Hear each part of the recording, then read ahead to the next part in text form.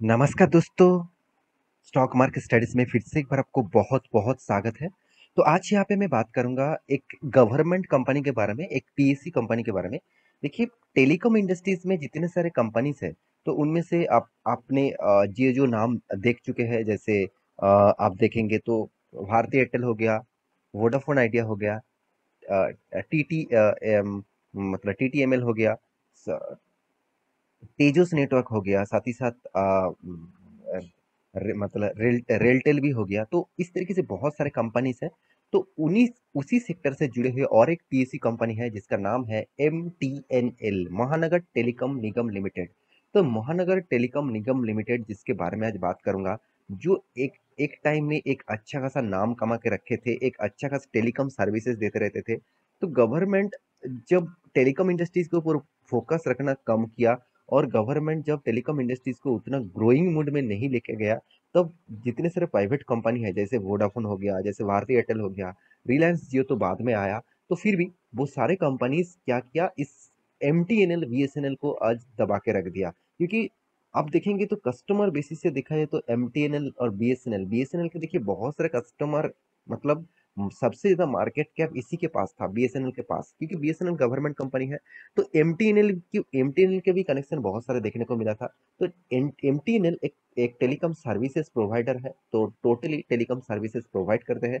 तो आज इसी के बारे में बात करूंगा, क्योंकि गवर्नमेंट एक बहुत बड़ा अनाउंसमेंट किया। इस कंपनी को फिर से खड़ा होने के लिए, फिर से खड़ा करने के लिए एक बहुत बड़ा इन्वेस्टमेंट करने वाला है। और वो इन्वेस्टमेंट किस बेसिस से होगा, तो उसी के ऊपर डिस्कस करूंगा। तो वीडियो को लास्ट तक जरूर देखिएगा। और अभी तक आपने इस चैनल को सब्सक्राइब नहीं किया तो देर किस बात की, अभी जाके सब्सक्राइब कर लीजिए, क्योंकि आपको daily basis stock market information update इसी चैनल के माध्यम से आपको मैं लगातार लगातार देते रहूंगा। तो चलो देख लेते हैं आज के स्टॉक के बारे में। सबसे पहली बात क्या है, कंपनी के वेबसाइट एक बार आपको मैं विजिट कराऊंगा। क्योंकि देखिए बहुत सारे लोगों के मन में अभी भी कंफ्यूजन है, मतलब कंफ्यूजन है कि कंपनी का जो बिजनेस है वो किस बेसिस से है। देखिए, कंपनी का जो बिजनेस है टोटली टेलीकॉम सेक्टर के ऊपर है। आप देखेंगे तो देखिए कंपनी क्या बता रहा है, कंपनी हाई स्पीड नेटवर्क, साथ ही साथ यहाँ पे देखिए फाइबर टू होम बेसिस, मतलब ब्रॉडबैंड कनेक्शन आप घर में लेना चाहते हैं वो भी एमटीएनएल प्रोवाइड करते हैं। साथ ही साथ आप किसी भी जगह पे टेलीकॉम सर्विसेज को यूज करना चाहते हैं तो उसका भी प्रोवाइड कंपनी करते हैं। तो इस तरीके से प्रोजेक्ट के ऊपर कंपनी काम करते हैं। तो आप देखेंगे तो कंपनी अभी भी 3G में पड़े हुए हैं, 3G डेटा में पड़े हुए हैं। जहाँ पे भारती एयरटेल एंड रिलायंस जियो ने 5G लॉन्च करना स्टार्ट कर दिया, तो उसी जगह पे अभी भी 3G में पड़े हुए हैं। तो इस 3G जनरेशन को चेंज करने के लिए, मतलब 3G जनरेशन को अपडेट करने के लिए गवर्नमेंट ने अनाउंस किया फंड रेजिंग का, मतलब फंड रेजिंग करेंगे। तो देखिए गवर्नमेंट डायरेक्ट तो कोई फंड रेजिंग नहीं कर पाएंगे, क्योंकि इसका जो हिस्सेदारी है, मैं चलो एक बार आपको दिखा ही देता हूँ। इसका जो हिस्सेदारी है, तो देखेंगे गवर्नमेंट के पास कितना 56% स्टेक है। तो 56% स्टेक से अगर ज्यादा से ज्यादा स्टेक बेच देंगे, तो कंपनी मेजोरिटी स्टेक से माइनॉरिटी हो जाएगा। तो देखा जाए तो कंपनी का स्टेक ज्यादा बेच देने से गवर्नमेंट कंपनी नहीं होगा, जितने सारे लोग खरीदारी करेंगे तो उसके हिस्सेदारी में ज्यादा हो जाएगा। तो इसीलिए गवर्नमेंट खुद का स्टेक बेचना नहीं चाहता। तो इसीलिए गवर्नमेंट ने डिसीजन लिया कि गवर्नमेंट फंड रेजिंग करेगा, सॉरी फंड रेजिंग करेंगे कि बॉन्ड इश्यू के माध्यम से। तो बॉन्ड इश्यू के माध्यम से फंड रेजिंग किया जाएगा। तो चलो डायरेक्ट पहले आपको मैं न्यूज के बारे में दिखा देता हूँ। तो सबसे पहले न्यूज कौन सा है, बिजनेस स्टैंडर्ड के ऊपर न्यूज आ चुके हैं। तो आप इस साइट के ऊपर विजिट करिए और इस न्यूज को जरूर देखिए।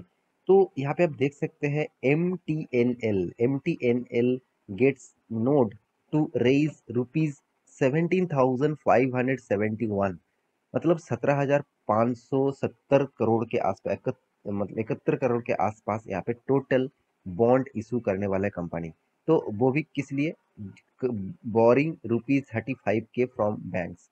तो देखा जाए इस कंपनी ने जो मतलब इस कंपनी का ओनरशिप ने जो डिसीजन लिया, क्या वो सही है, चलो मैं उसी के ऊपर डिस्कस करूंगा।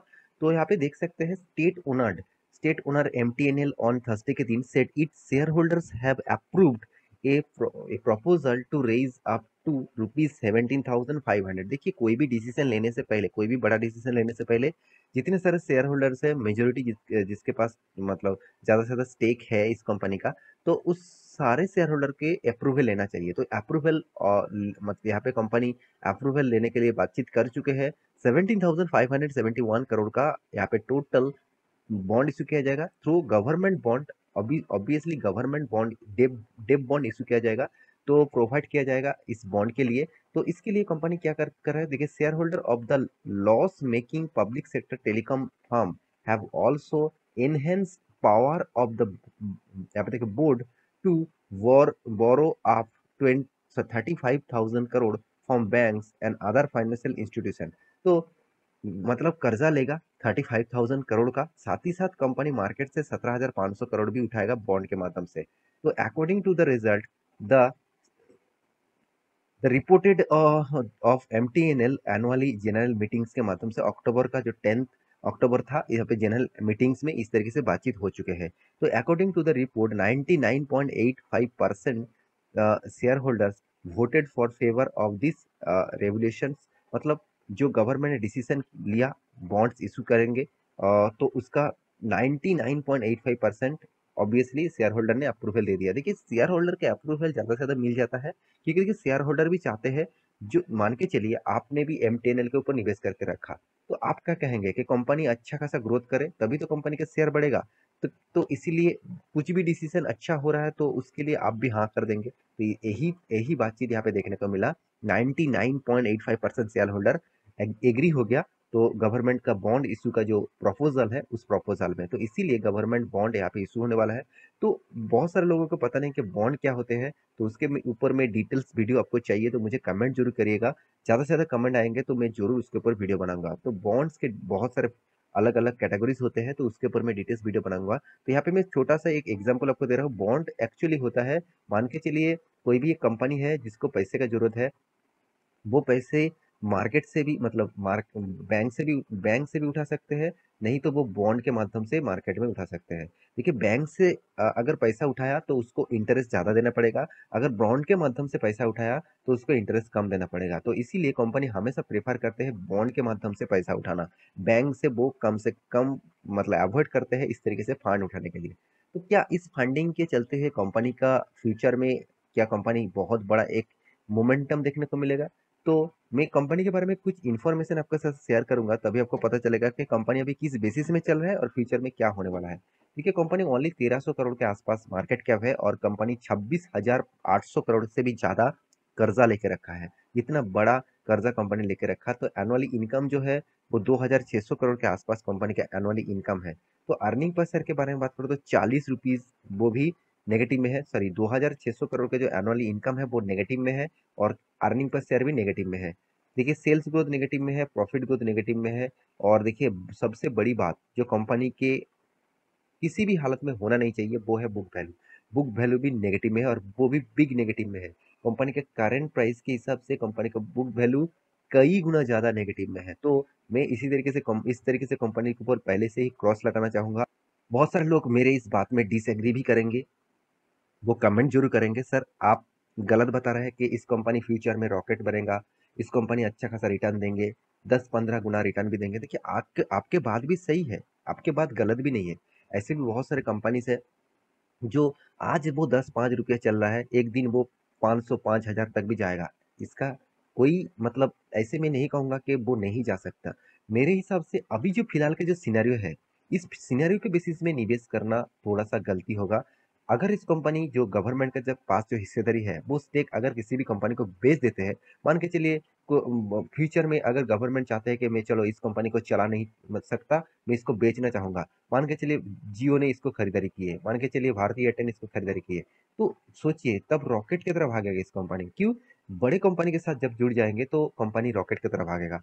तो मेरे कहने का मतलब है, अभी फिलहाल के लिए जो इसका सिनेरियो है वो सिनेरियो टोटली वीकनेस है और बहुत सारे नेगेटिविटी में चल रहा है। तो मैं इसीलिए इस कंपनी के ऊपर उतना खास फोकस नहीं रखा हुआ हूँ। बहुत सारे लोगों ने कमेंट किया तो इसीलिए मैं इसके ऊपर वीडियो बना रहा हूँ। देखिए, कंपनी का जो मतलब प्रॉफिट रेशियोज है, आप देखेंगे तो हर साल में लॉसेस, जो कंपनी हर साल में लॉस कर रहा है, जिसका एक्सपेंस ज्यादा है कंपनी के इन रेवेन्यूज से, तो वो कंपनी कहाँ से आपको प्रॉफिट देंगे? तो मुझे दो लोगों ने कमेंट किया कि सर इस कंपनी ने 3 साल में तो 60% तक रिटर्न दिया, तो फिर भी आप क्यों खराब कर रहे हैं? देखिए, 60% रिटर्न दिया 3 साल में, चलो अच्छी बात है, आपको रिटर्न मिल गया तो बहुत बहुत धन्यवाद। तो आप लॉन्ग टर्म विजन के लिए देखेंगे तो क्या मिला? कुछ भी नहीं, कुछ भी नहीं मिला। तो जो कंपनी का हालत इतने खराब है, तो उस कंपनी के ऊपर निवेश करने से क्या फायदा है? जिसका चार्ट पैटर्न आप देखेंगे, कंपनी एक टाइम में करीबन 400 रुपीज के आसपास चला था, ₹400 के आसपास चला था, आज वो कंपनी गिरते गिरते गिरते गिरते कहाँ पे आ गया, करीबन ₹20 के आसपास आ गया। तो सोचिए कंपनी में कितना बड़ा गिरावट देखने को मिला, कितना बड़ा यहाँ पे क्रैश देखने को मिला। तो लास्ट में एक ही बात कहूंगा, इस तरीके से कंपनी के ऊपर जितने सारे सेफेस्ट जोन में खेलने चाहते हैं, जितने सारे लोग सेफेस्ट जोन में काम करना चाहते हैं, तो पहले क्रॉस लगा दीजिए इस कंपनी के ऊपर।